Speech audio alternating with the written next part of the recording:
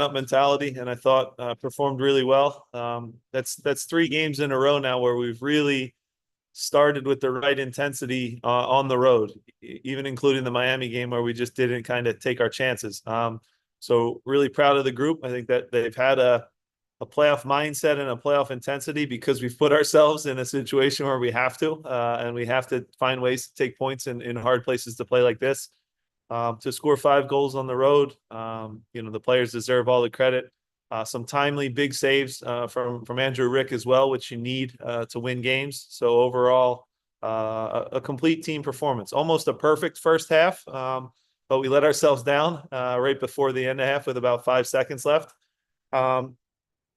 They got to see angry Jim at halftime because of that, and it wasn't because of the fact that we conceded a goal. It was because the fact that the body language in the locker room was guys were so upset, which I get because we conceded before half, which we don't like to do, but we're winning 3-1 on the road. And I wanted to give them, encouragement, say a few choice, hard words, but they had a good response in the second half and took care of business, which was big. So this win means nothing if we don't go home and take care of business now in our next 2 big games, but certainly a big step forward and a really good win.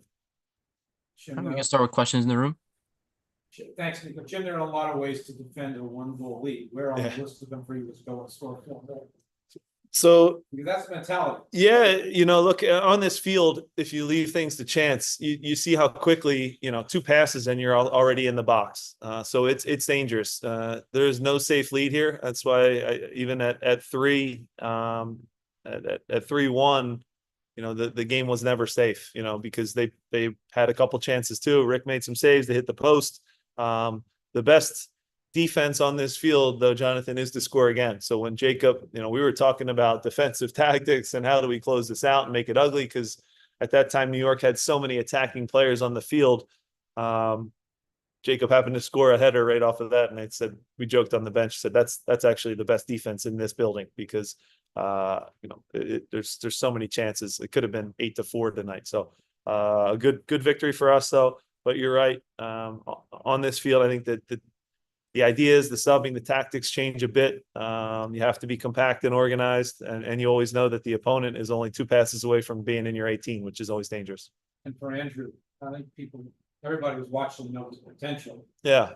He's 18. He's going to have good nights. He's going to have bad nights. Sure was a good one. And what did he show you tonight about what he can do? Yeah, look, I think we've put both of our young goalkeepers in a tough spot. I think we've only had Andre for 8 total league games this year. This was our 41st game of the season. I think he had to come out of 3 of those even. So we miss Andre, and we've been unfortunate to miss him. Sometimes it can be an overload of too much too soon, and for us to demand and expect our 2 goalies to be Andre, that's impossible. But we can expect them now because we know that's the standard that Matt has. So that Andrew has. So he's capable of that. That was a Freudian slip for Matt Freese. But no, that's what Andrew has in his skill set. And he made some big saves tonight when we needed them most. And again, he's going to get better and better, but he is 18, and in goalkeeping, that is about as young as it gets. He's still going to grow, still going to fill out. I think he's only 165 pounds. So he's got a frame to fill out. Maybe even grows even height wise because he's still only 18 years old, but a big step for him. I'm happy for him. He's a quiet, shy, reserved kid, but that kind of performance will build some real confidence, and with goalkeeping, that is everything. Jim, Ty Baribo. Yeah, I thought that he's played well all season, but get a goal like this, I think he continues to develop and progress. Can you just talk about his performance tonight and what you continue to like about his performance? Yeah, amazing. Again, the amount of goals he's scored in a short amount of time has been impressive. He's really carried the load in that regard. And when we get now Ty, Danny, and Mikel all kind of clicking at the right time, it's a front 3 that a lot of teams aren't going to enjoy playing against. I really love Ty's contributions, even outside the goals and the assists. I really like that he works back and tracks and covers, comes back and pokes the ball away from Sands, comes back and and makes a play on Keaton Parks and wins a tackle that starts the transition. He'll defend on set pieces for his life defensively. That's rare for a striker. So all the little intangibles Ty has done and then some. So really proud of him, his mentality and professionalism through what was a tough first, several months here.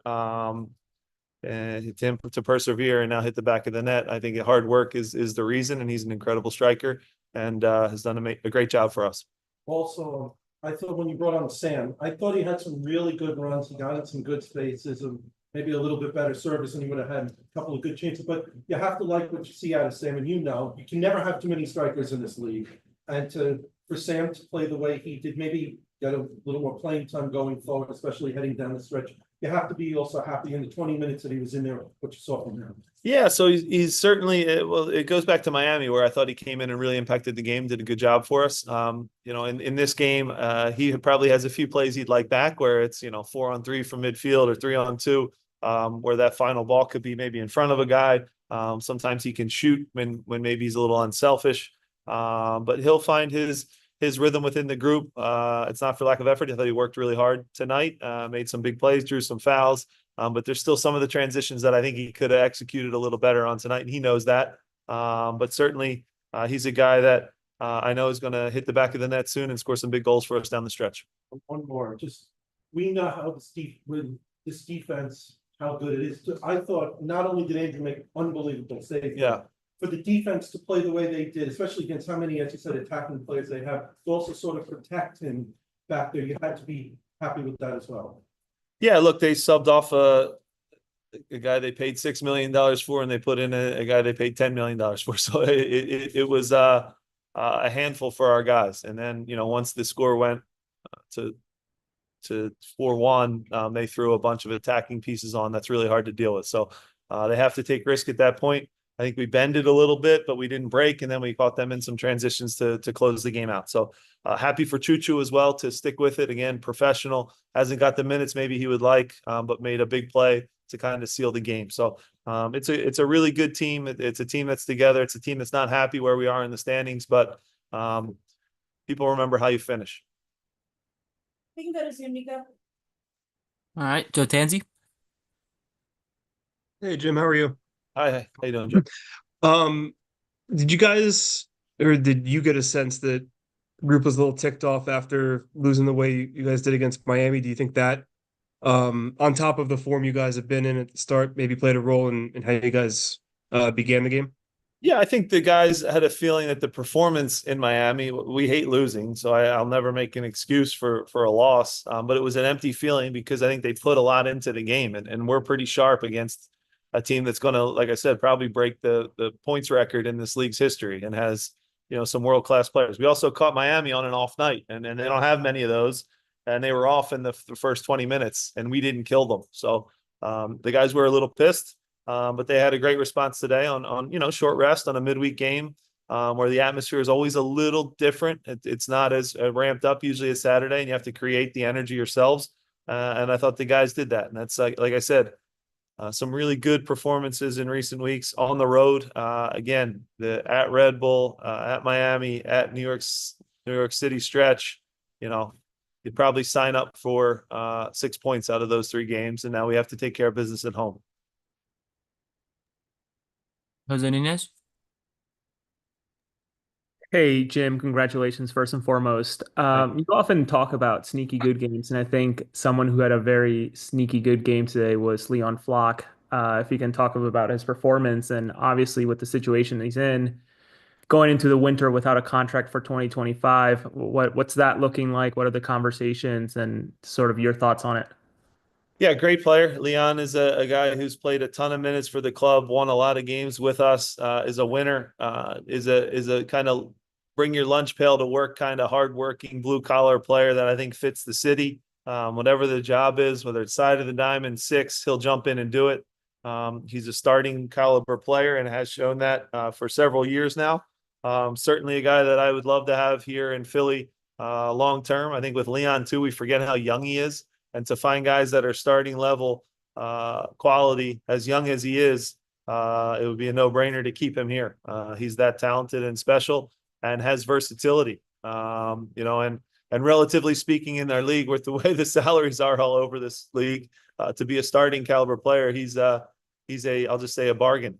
So great performance from him. You are right. That position, the sixth position, I say it a lot. They're the offensive linemen of soccer. If you notice them, it's not good. If you don't notice them, or you have to look really close at the nuance of what they do. But he had a great night tonight, really protected the back four. And the guys who scored the goals will get the accolades, but he broke up 100 plays tonight and made big blocks and deflections and tackles and showed just how good he is of a player. Thank you. Safe travels. Thank you. Jillian? Hi, Jim. Kai now has 50 assists and is tied with Sebastian Latou for all-time assist leader. Can you please talk about his performance and what he's brought to the team this season? Yeah, it's unique that our left back is our one of our bigger chance creators, probably our biggest. So he's among the top when you look at the data and you know, whoever wants to debate what a big chance is, we could sit and argue over that. But we lead the league in big chances missed this year. I just learned that fact. But Kai's created a ton of opportunities for us. He's up with Lucho Acosta, Carlos Gil, Cucho in terms of, you know, chance creation. So from the left back spot, that is special. Obviously, restarts help add to that total. But the assists for a left back, that left foot on service and crosses, and the work that Frank does with our set pieces, it pays dividends. And Kai is a real weapon. I love his defending first and foremost. He's very, very steady, cerebral, wins his battle almost every night out, and has been in really good form down the stretch here. And I hope that continues into the playoffs. And final question, we'll go to Todd Lewis. Thanks, Nico. Jim, you guys have been dominant on set pieces all season long, and you look at the way you guys scored your goals on counterattacks, the set piece, open play. How satisfying for you as a coach is that you guys aren't used to, you know, a couple years ago just hitting teams on the counterattack, and that's how your goals are coming. You can beat guys multiple different ways. It's important. It's important this part of the year, whether it's an ugly 1-0 win off of a corner kick or a 5-1 win like tonight. It's still just 3 points. So however they come, we need 3 points at this stage of the year, especially in our home games. Probably need to steal a point or two on the road down the final stretch here. But it's in our hands. This win kind of puts it in our own hands, and we kind of control our own destiny. And that starts with winning at home. But you're right. We have shown and been able to score multiple ways. We can hit you in transition. We can put some passes together and draw you out and maybe find a way in behind. And we can score on restarts. So that's all valuable. Need to keep that going and hopefully stay hot at the right time. All right. Thanks, Jim. Thanks, everyone.